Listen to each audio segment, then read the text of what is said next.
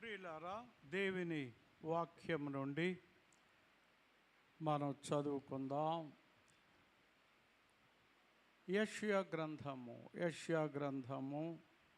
45వ అధ్యాయము. యెషయా గ్రంథము 45 3వ వచనము. పేరు పెట్టి నిన్ను పిలిచిన ఇశ్రాయేలు దేవుడైన యెహోవాను నేనే అని నీవు తెలుసుకున్నట్లు అంధకార స్థలములో ఉంచబడిన నిధులను, రహస్య స్థలములోని మరుగైన ధనమును నీకు ఇచ్చేదను. నా సేవకుడైన యాకోబు నిమిత్తము, నేను ఏర్పరచుకున్న ఇశ్రాయేలు నిమిత్తము నేను నీకు పేరు పెట్టి నేను పిలిచి తిని, నీవు నన్ను ఎరుగకుండినప్పటికీ నీకు బిరుదులు ఇచ్చి తిని. తర్వాత ఆది కాండము 32వ అధ్యాయము 26వ వచనము. ఆయన తెల్లవారుచున్నది గనుక నన్ను పోనిమ్మనగా, అతడు నీవు నన్ను ఆశీర్వదించితేనే గాని నేను నిన్ను పోనీయనను. ఆయన నీ పేరేమని అడుగగా అతడు యాకోబు అని చెప్పాను. అప్పుడు ఆయన, నీవు దేవునితోనూ మనుషులతోనూ పోరాడి గెలిచితివి గనుక ఇక మీదట నీ పేరు ఇశ్రాయేలే, కానీ యాకోబు అనబడదని చెప్పాను. ప్రార్థన. ప్రభువా, మీ ఆత్మ మా మధ్యన ఉంచండి. ఈ వేదిక మీద నిలబడడానికి యోగ్యుడను కాను తండ్రి. ప్రభువా, మీ దర్శన భాగ్యం ఇవ్వండి.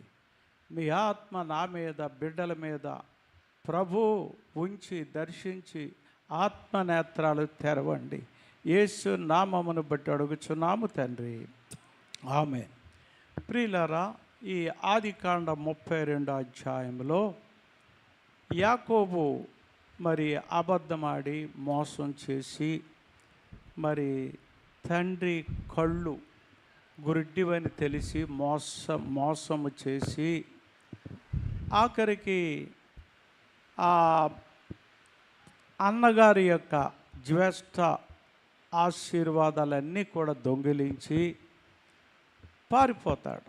ఈ రోజుల్లో యవ్వనస్తులు ఎంతోమంది పారిపోతూ ఉన్నారు. రకరకాల కారణాలు.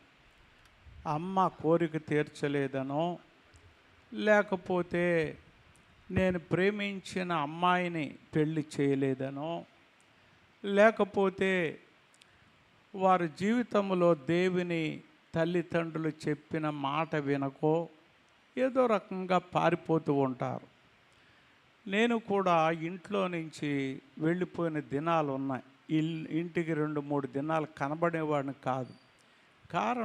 నా కారణం వేరు. వారికి ఇష్టం ఉండేది కాదు ప్రార్థన. కాబట్టి ప్రార్థన దేవుని సేవకులు ఎక్కడుంటే అక్కడికి వెళ్ళిపోయి 2 దినాలు ఉండి తిరిగి వచ్చేవాడిని. ఆ విధంగా నా జీవితం పారిపోయిన దినాలు ఉన్నాయి. అంతేగాని అలిగి పారిపోవడం కాదు. దేవుడు అంటే ఇష్టం లేని నా కుటుంబంలో దేవుడు కొరకు అటు ఇటు దైవ భక్తులు కూడా వెళ్ళిపోతుండేవాడు. కానీ ఇక్కడ యాకోబు అయితే తన స్థితి వేరు. అరే, తండ్రిని మోసం చేశాడు, అబద్ధం ఆడాడు, దేవుని కూడా మోసం చేశాడు. కాబట్టి పారిపోయింది. కాబట్టి పారిపోవుట దీని యొక్క అర్థం ఏంటంటే, ఒకని పాపము వారిని తరిమి పట్టుకొనుడని వాక్యములో ఉన్నది. దేశదిమ్మరైపోయాడు. సుమారుగా 21 సంవత్సరమో 22 సంవత్సరాలు అతడు ఆ గొర్రెలు మేపుతూ తన కాబోయే మాంగారి దగ్గర బ్రతుకుతాడు. తిరిగి ఆ పాపం విడిచిపెట్టిందా? తిరిగి అతడు స్వదేశానికి వస్తూ ఉంటే, ప్రియమైన బిడ్డలారా, మాంగారు తరుముతాడు. పాపము తరిమి పట్టుకుంటారు. గుర్తుంచుకోండి, నువ్వు పాపము ఒప్పుకుంటే విడిచిపెట్టబడతావు.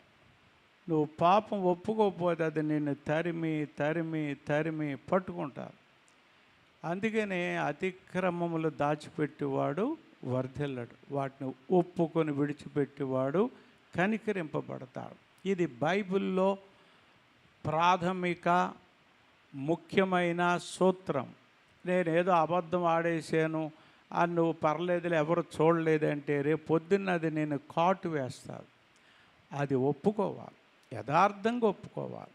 అంతేగాని ఎవరు చూడలేదులే ఎప్పుడో చేశానంటే కుదరదు. పాపము ఆటం బాంబు కంటే పవర్ఫుల్ అని దేవుని సేవకులు చెప్తూ ఉంటారు.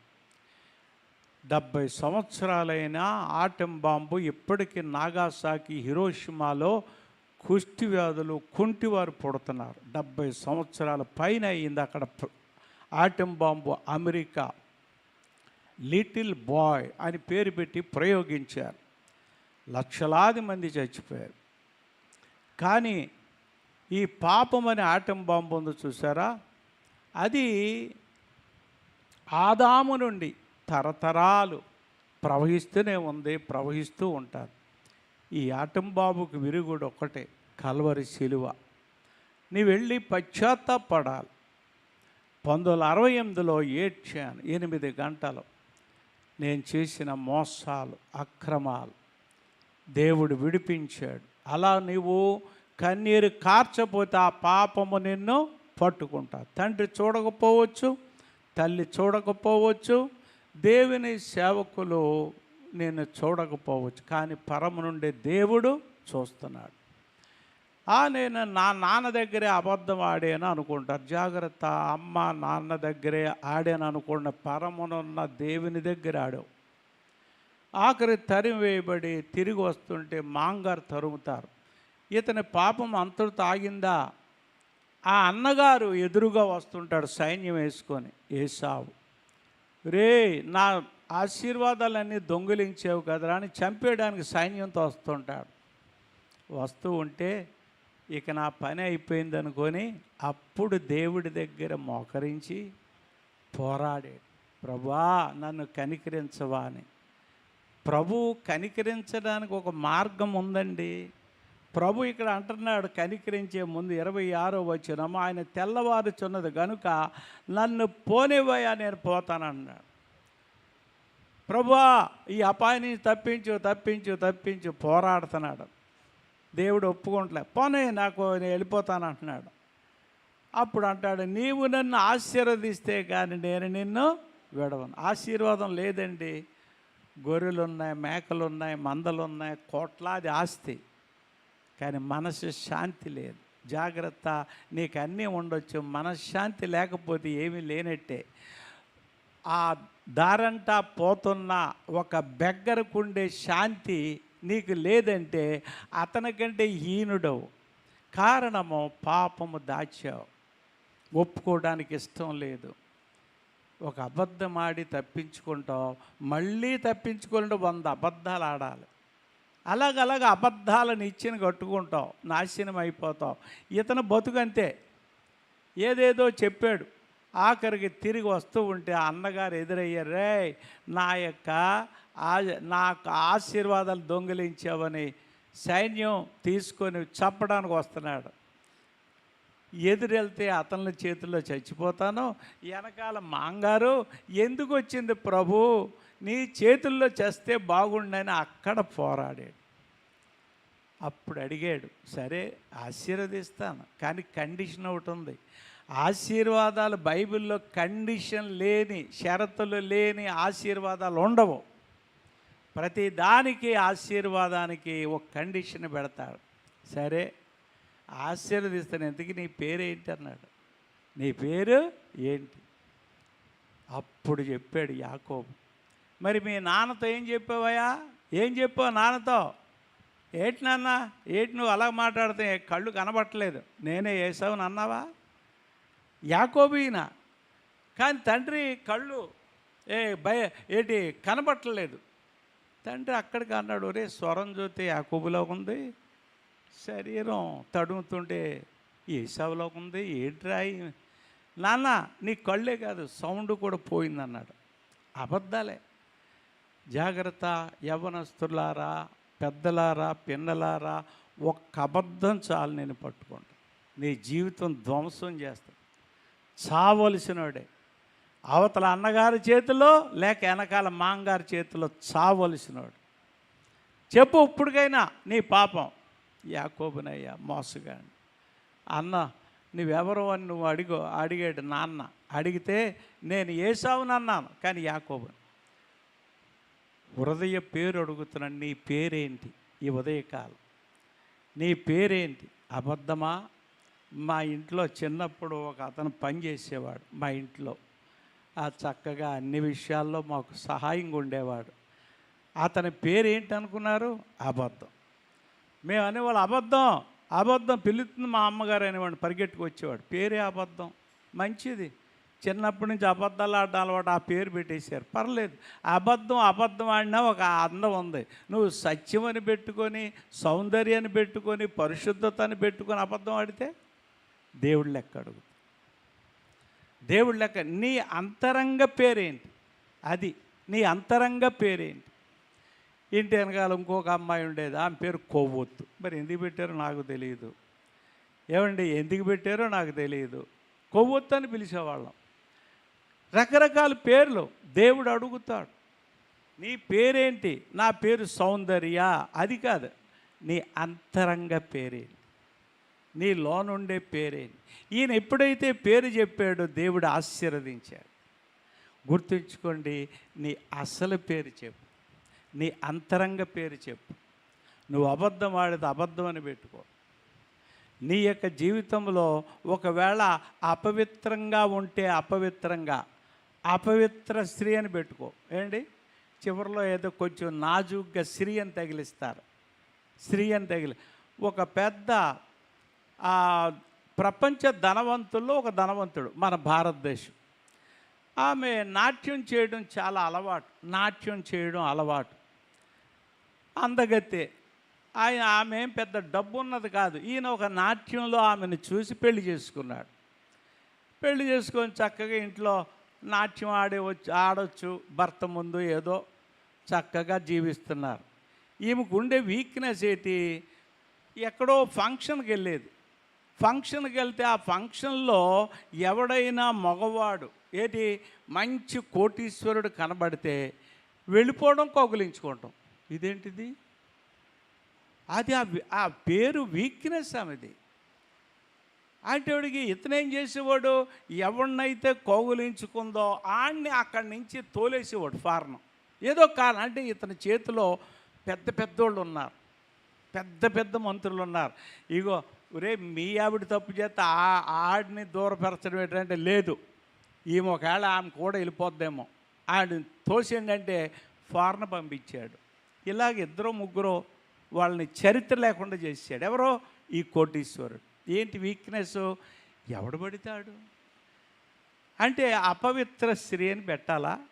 అంతరంగం మనం ఒప్పుకోవాలి. ఇది ఏంటిది? నేను పరిశుద్ధుడైండులాగున నీవును పరిశుద్ధుడైండు. ఎప్పుడైతే పాపం ఒప్పుకున్నాడో దేవుడు వాగ్దానం ఇస్తున్నాడు. చూడండి, పేరు పెట్టి నేను పిలిచానని. ఇందాక మనం 45వ ఆ యొక్క పేరు పెట్టి నేను పిలిచిన ఇశ్రాయేలు దేవుడినైన యెహోవాను నేనే అని నీవు తెలుసుకున్నట్లు అంధకార స్థలములో ఉంచబడిన నిధులను, రహస్య స్థలములోని మరుగైన ధనము నీకిచ్చేదను. రహస్య స్థలములలో మరుగైన ధనము పేరు పెట్టి పిలిచాడు. పేరు చెప్పన్నాడు, యాకోబు నీకు నీ పేరు ఇజ్రాయేలేనయ్యా. మార్చేశాడు. ఎంత ఆశీర్వాదము! అంధకార స్థలములలో ఉంచబడిన నిధులు, రహస్య స్థలములో మరుగైన ధనము నీకు ఇచ్చేదను. నా సేవకుడైన యాకోబు నిమిత్తము నేను ఏర్పరచుకున్న ఇశ్రాయేలు నిమిత్తం. యాకోబు మోసగాడు ఇశ్రాయేలుగా మారాడు. నేను నీకు పేరు పెట్టి పిలుస్తున్నా, నీవు నన్ను ఎరుగకుండునప్పటికీ నీకు బిరుదులు ఇచ్చేదను. ఎంత గొప్పవాడయ్యాడంటే, తన ఆఖరి బెన్యామీను పుడతాడు. ఈయనకి బెన్యామీనికి ముందు ఏసేపు పుడతాడు. ఏసేపు ఎక్కడికి వెళ్ళిపోతాడండి కొడుకు? అబ్బా, ఫరో సింహాసనం పక్కన కూర్చుంటాడు. నా కొడుకు చచ్చిపోయాడని ఏడుస్తాడు. వీళ్ళే, ఈ పిల్లలే ఆ గోతులు దోసినోళ్ళు. ఆ రహస్యం ఎవరు ఈ తండ్రికి చెప్పరు. ఆఖరికి కుమారుడు రథాలు పంపుతాడు. ఎవరు? ఏసేపు. నాన్న, నేను బతికున్నాను నాన్న, గోతులో తోసారు కానీ లేవనెత్తినాను పైకి సింహాసనం మీద. అలాగరా బాబు. అప్పుడు బిడ్డలు చెప్తారు, అదిగో రథాలు. అన్ని రథాలు ఎలాగుంటాయంటే డిజైన్ వేరు, ఐగుప్తు డిజైన్. ప్రపంచంలో అత్యున్నతమైన అందమైన రథాలు గుర్రాలు ఐగుప్తీయులకు ఉన్నాయి. చూసి గుర్రం ఎక్కుతాడు, రథం పూలతో జల్లుతో తీసుకెళ్తారు. అక్కడికి వెళ్ళి కొడుకుని కౌగిలించుకుంటాడు. ఆశీర్వదించాడా లేదా? అమ్మా ఆశీర్వదించాడా లేదా? నీవు నన్ను ఆశీర్వదిస్తే కానీ నేను నిన్ను ఎప్పుడు ఆశీర్వాదం దొరికింది? కండిషన్, నీ పేరేటో చెప్పు. ఈ ఉదయకాలం చిన్న మెసేజ్ అండి. నీ అంతరంగ పేరు చెప్పు. నీ అంతరంగంలో ఏమున్నాయో చెప్పు. పేరు పెట్టి నిన్ను పిలుస్తున్నాను. దేవుడు పేరు పెట్టి మనల్ని పిలుస్తున్నాడు. అంధకార సంబంధమైనటువంటి ధననిధులను నీకు ప్రభు ఇవ్వబోతున్నాడు. పేరు పెట్టి పిలిచేటటువంటి గొప్ప దేవుడు. ఇంకొక ఆయన పేరు పెట్టి పిలిచాడు. ఏమని? సౌలా సౌలా నీవేళ నన్ను హింసిస్తాను. సౌలు కొరకు రక్తం కార్చాడు, ప్రజలందరి కొరకు రక్తం కార్చాడు. సౌలా నేనేం చేశానయ్యా? పేరు పెట్టి పిలిచాడు. నేనేం చేశానయ్యా? నేను చేసిన పొరపాటు ఏంటయ్యా? నీ కొరకు రక్తం కార్చాను, ప్రపంచ మానవాళి కొరకు కార్చాను. ఏంటి ఇదేనా మతం అనుకుంటున్నావా? యేసు మతం అనుకుంటున్నావా? కాదయ్యా, ప్రపంచ మానవాళి నిమిత్తము నేను రక్తం కార్చాను. నువ్వు నా స్వరం విను, నాకు లోబడు. బోర్ల పడ్డాడు. బోర్ల పడి ప్రభువుని అంగీకరించాడు. ఆఖరికి యేసే దేవుడని 14 పుస్తకాలు రాశాడు. అబ్బా, మరుగైన ధననిధులు ఇవ్వలేదా? ఎప్పుడు? నేను ఘోర పాపిని. కళ్ళు పొరలు రాలిపోయినాయి. పేరు పెట్టి పిలిచాడు, లోబడిపోయాడు. లోబడతావా? ఈ ఉదయకాలం పేరు పెట్టి పిలుస్తాడు. నీవు బాహ్యంగా పెట్టుకున్న ప్రపంచంలో పరిశుద్ధం లేకపోతే ఏదో రకమైన అందమైన పేరు పెట్టుకోవచ్చు. కాదు, నీ అంతరంగ పేరేంటి దేవుడికి చెప్పు. సౌలా సౌలా ఎందుకు నన్ను హింసిస్తున్నావు? నేనేం చేశాను అన్నప్పుడు వెంటనే బోర్లు పడి పాపాలు ఒప్పుకొని కళ్ళు పొరలు రాలిపోయింది. కళ్ళు పొరలు రాలిపోయినాయి. నేను ఘోర పాపిని ప్రభువా అని ప్రభు దగ్గర కన్నీరు కార్చాడు. ఆ అరేబియా డెజర్ట్కి వెళ్ళిపోయారు. కొన్ని సంవత్సరాలు అక్కడ ఉండి కన్నీరు కార్చాడు. నేను ఘోర పాపిని. అందుకనే అస్తమాన ఆయన పత్రికలో నేను హింసకుడను, దోషకుడను, హానికారుడు చెప్తావా? చెప్పకపోతే ఆశీర్వాదం ఉండదు. నటన చేయొచ్చు, మంచి నా వల్లే డ్రెస్ వేసుకోవచ్చు, అందమైన పేరు పెట్టుకోవచ్చు. అది కాదు, నీ అంతరంగం ఏమిటి అది చెప్పేసే దేవుడికి ఈ ఉదయకాలం. లేకపోతే ఆశీర్వాదం ఉండదు. మనుషులను కప్పచ్చు, పోలీసు వాళ్ళని కప్పచ్చు, అందరినీ కప్పచ్చు, కానీ దేవుణ్ణి నువ్వు కప్పలేవు. సౌలా ఎందుకు నన్ను హింసిస్తావు?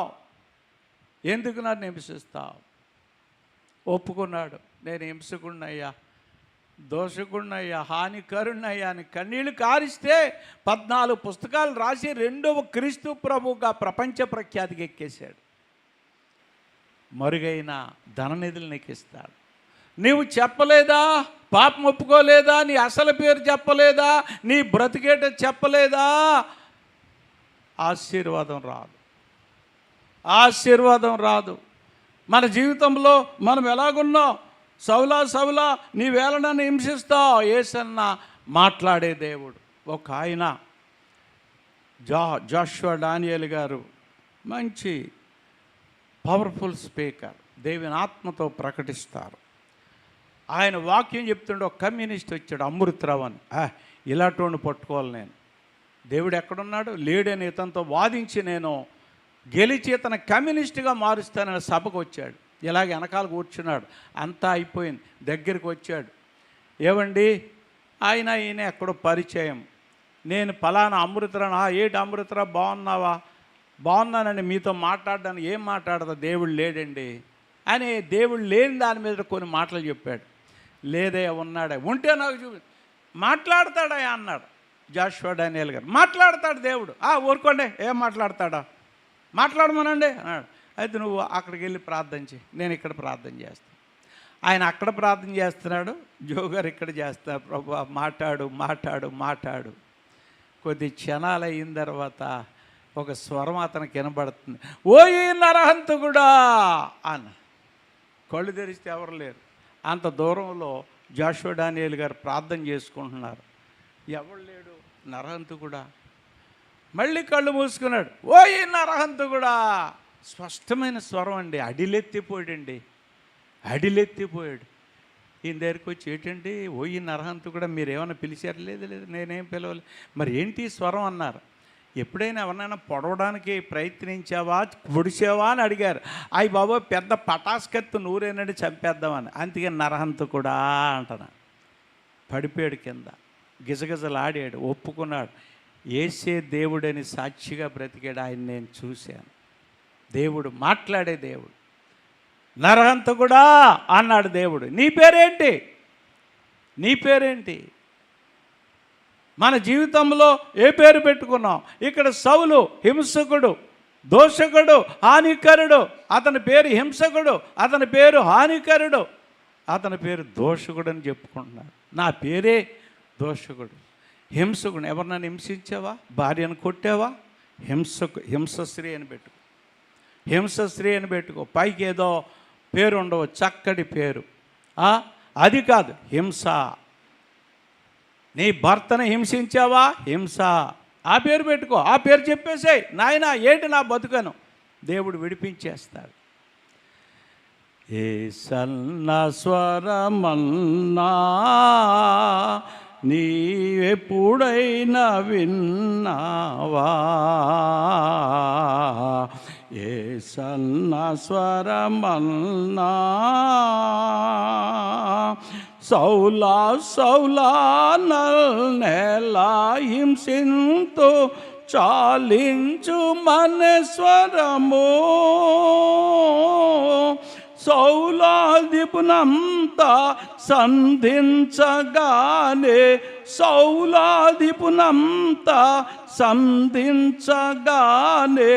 సద్భక్తుడై పౌలుగా మారెను. ఏ సన్న స్వరమన్నా నీవెప్పుడైనా విన్నావా? ఏ సన్న స్వరమన్నా ఆనాడు దేవుడు మోషేను పిలువ ఆలకించే స్వరము. ఈనాడు నీవును ఈ స్వరము వినగా కానాను చేరాగా కదలి రవా. సన్న స్వరమన్నా నీవెప్పుడైనా విన్నావా? ఏ సన్న స్వరమన్నా. మోషే నీ చెప్పులు విడు. మోషేని బలవంతుడిగా చేయడానికి ఆయన చెప్పింది చెప్పులు విడువు. అబ్బాయ్ యాకోబు అబద్ధాలు విడువు. యాకోబు మోసం విడువు. యాకోబు నీకుండే వాటిని పాపమును విడిచిపెట్టు. ఎంత ఆశీర్వాదం. నరహంతకుడు ఒకరిని చంపేశాడు, భూమిలో కప్పెట్టేశాడు. ఆఖరికి ఫరో పట్టుకొని శిక్షించబోతుంటే పరిగెట్టాడు. నీవు కూడా పరిగెడుతున్నావా? దేవుడు ఆఖరికి అరణ్యంలో దర్శించాడు. ఎంతకాలం పరిగెడతావయ్యా? ఈ చెప్పులు విడువు, నరహత్య చెప్పులు విడువు, పాపములు విడువు. నిన్ను పేరు పెట్టి నేను పిలుస్తున్నాను మోషే. అంధకార సంబంధమైనటువంటి ధననిధులు నీకు ఇస్తాను మోషే. ఎటువంటి ధననిధులు? పరలోక ధననిధులు. చరిత్రలో ఎవరు లేరు. ఎర్ర సముద్రం దాటించిన చరిత్రలో ఎవరు లేరు. ఐగుప్తు 10 దెయ్యాలు ఓడించిన వారు ఎవరు లేరు. 10 ఆజ్ఞలు తెచ్చిన ఏ భక్తుడు లేడు. అంత గొప్ప దీవెనలు ఇచ్చేసాడు. వద్ద ఆశీర్వాదం. ప్రియమైన బిడ్డలారా, ఆశీర్వాదం వద్దనేవాళ్ళు చెప్పగలరా నాకు వద్దని? నీకు కావాలంటే ఒకటే పేరు చెప్పు. నీ పాపము నిన్ను ఏలుబడి చేస్తున్నది చెప్పు. నా పేరేంటి తెలుసా? సినిమా శ్రీ అని పెట్టవచ్చు. సినిమా అంటే అంత ప్రీతి. రోజుకు ఒకటి కాదు, 3 చూడాలి. డబ్బులు లేకపోతే ఆ టిక్కెట్కి బయట సినిమా హాల్ దగ్గర ఇలాగ ఇని చివరి వరకు ఇని నడుచుకొని ఇంటికి వచ్చేవాడిని. అంత పిచ్చోడిని. ఏ పిచ్చి పట్టుకుందో అదే నీ పేరు. అమ్మా, ఏ పిచ్చి పట్టుకుంది? ప్రియమైన బిడ్డలారా, ఇగో ఈయన యొక్క జీవితంలో నేను వీరుడను సూర్యుడును అనుకున్నాడు. నా దగ్గర గొప్ప విద్యలు ఉన్నాయనుకున్నాడు. కొందరికి విద్య మీద విద్య, డిగ్రీ మీద డిగ్రీ చదువుకుంటాం. ఎన్నడూ అవి దేవునికి పనికి రావు. ఎన్ని డిగ్రీలు? కర్ర తిప్పగలడు, కత్తి తిప్పగలడు, గద తిప్పగలడు. ఐగుప్తులో ఉండే సమస్త డిగ్రీలు సంపాదించేశాడు. హీరోను అనుకున్నాడు, కానీ జీరో అయిపోయాడు.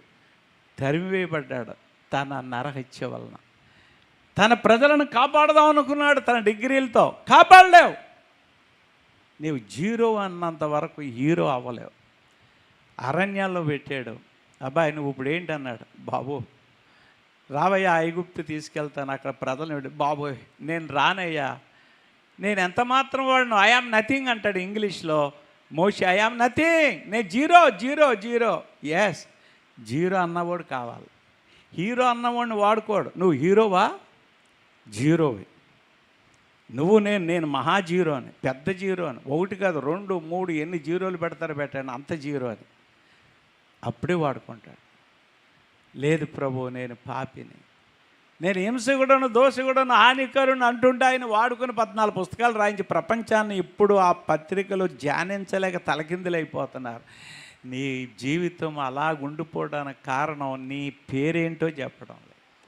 నీ పేరేమిటో నువ్వు చెప్పడం లేదు. ప్రియమైన బిడ్డలారా, మన జీవితంలో మనం ఎలాగున్నాము పేరు పెట్టి పిలుస్తున్నాడు దేవుడు.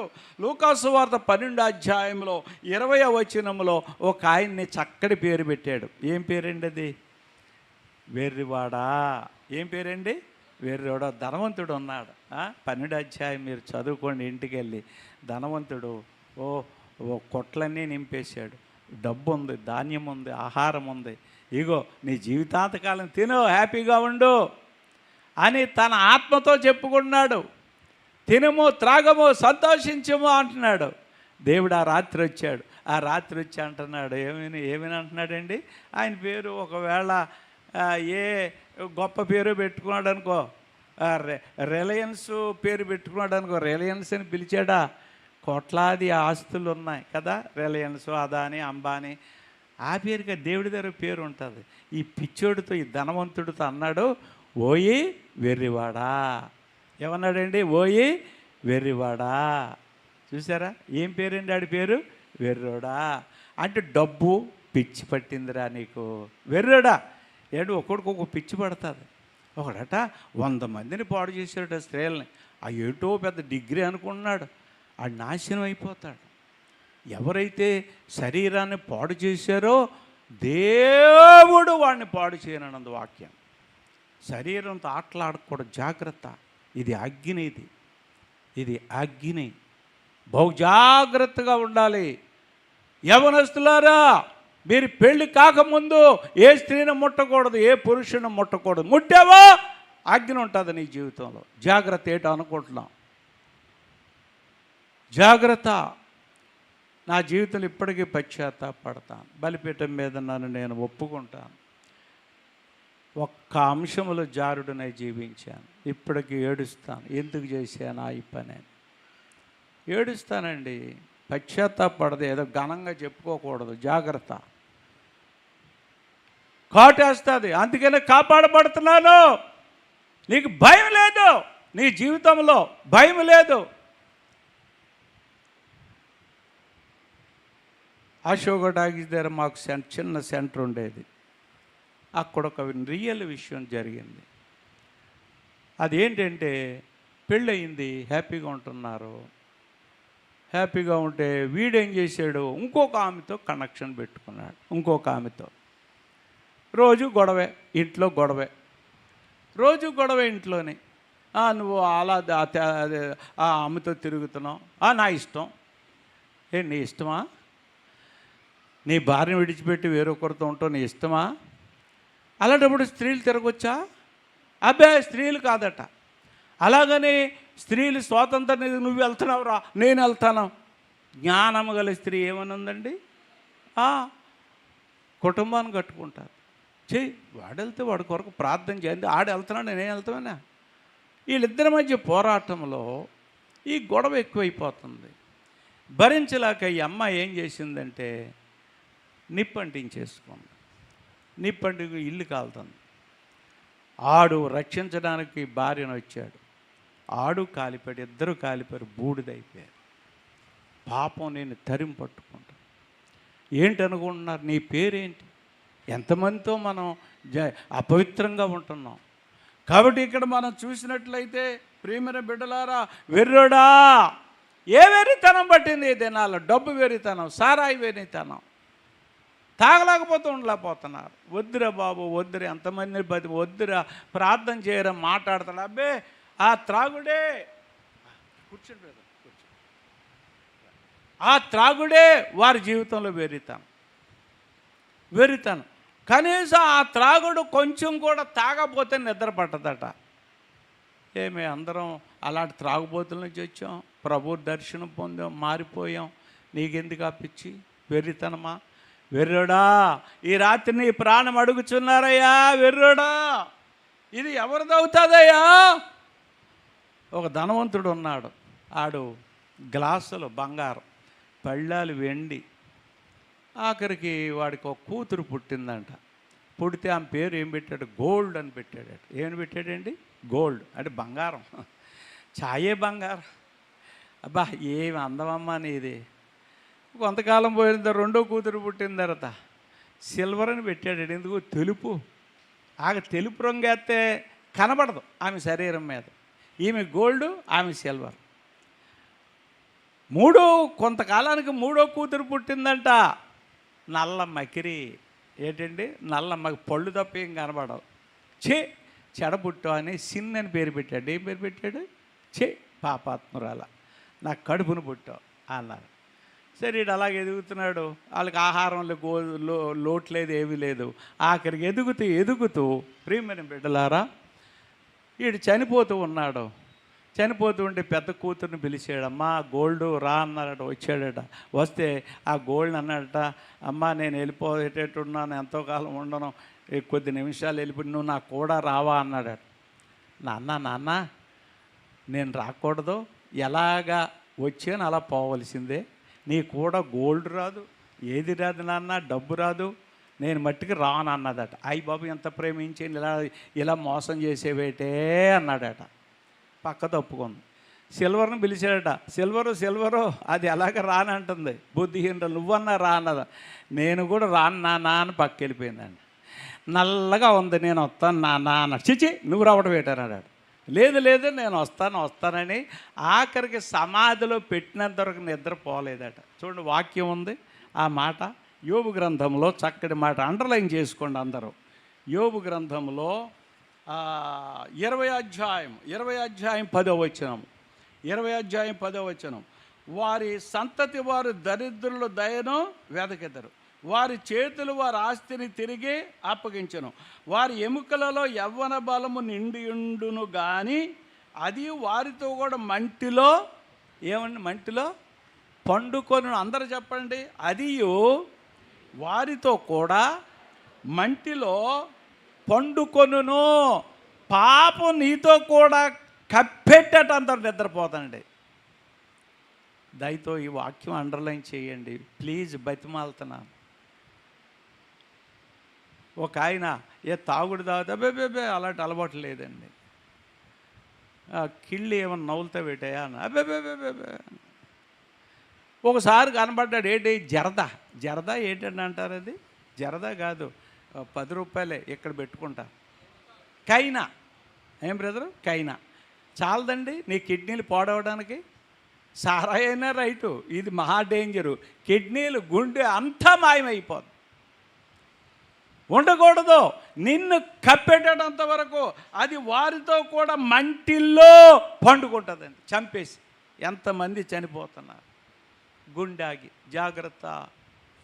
ఏ అపవిత్రత ఉండకూడదు. నిన్ను అంటున్నాడు, పేరు మారుస్తాను, నీకు పేరు పెట్టి పిలుస్తాను, మంచి పేరు పెడతాను, రహస్య ధన నిధులు ఇస్తాను. యాకోబు ఎంత గొప్పవాడైపోయాడు. 12 గోత్రాలు ఆయనలో నుండి వచ్చి ఇప్పుడు ప్రపంచాన్ని ఏలుబడి చేయబోతున్నారు 12 గోత్రాల ప్రజలు.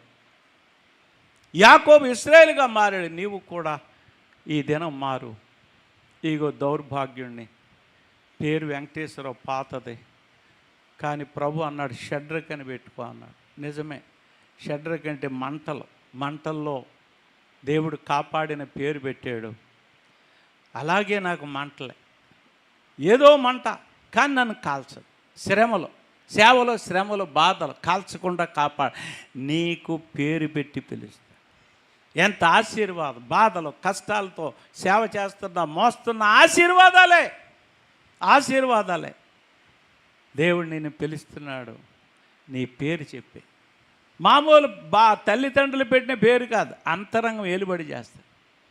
ఒక అతను, బాబు కాగితం ఇదిగో, నీలో పాపములు రాయన్నాను.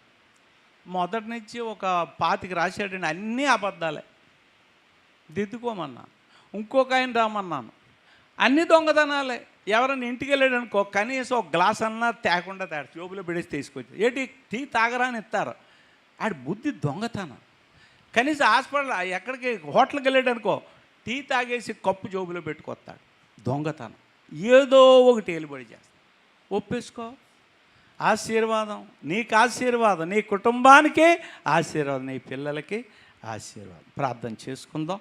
ఇప్పుడు సాధు సుందర్ సింగ్ యొక్క పిక్చర్ను చూద్దాం. ప్రార్థన చేసుకుందాం. మన పేరేంటి ఒక్కసారి చెప్దాం. అది ఎవరికి చెప్పనక్కర్లేదు. ప్రభు, నా పేరు అబద్ధం, నా పేరు పోరాటం, నా పేరు ఇదిగో అపవిత్రత, నా పేరు సినిమా, నా పేరు రౌడీ, నా పేరు, నీ పేరేంటి చెప్పేసే. నీ అంతరంగం ఏది ఏలుబడి చేస్తుందని చెప్పేసే. దేవుడు ఇక్కడ ఉన్నటువంటి యాకోబు మోసగాడిని పరిశుద్ధుడిగా చేశాడు, పేరు పెట్టి పిలిచాడు, ఉన్నత ఆశీర్వాదం ఇచ్చాడు. నేను పిలుస్తున్నాడు, ఆ పేరు ఒక్కటి చెప్పు. పరిశుద్ధుడైన తండ్రి, ప్రభా, నన్ను ఎలాగా దౌర్భాగ్య జీవితం నుండి నన్ను విడిపించో నీకు వందనాలు. ప్రభా, మీ కృప మాకు దయచేయండి. నాయనా, రక్తసిక్త పాదములతో సేవ చేసిన సాధు సుందర్ సింగ్ గారు జీవితాన్ని చూస్తుండగా మాకు ఆశీర్వాదం ఇవ్వండి. యేసు నామమును బట్టి అడుగుచున్నాము తండ్రి, ఆమేన్.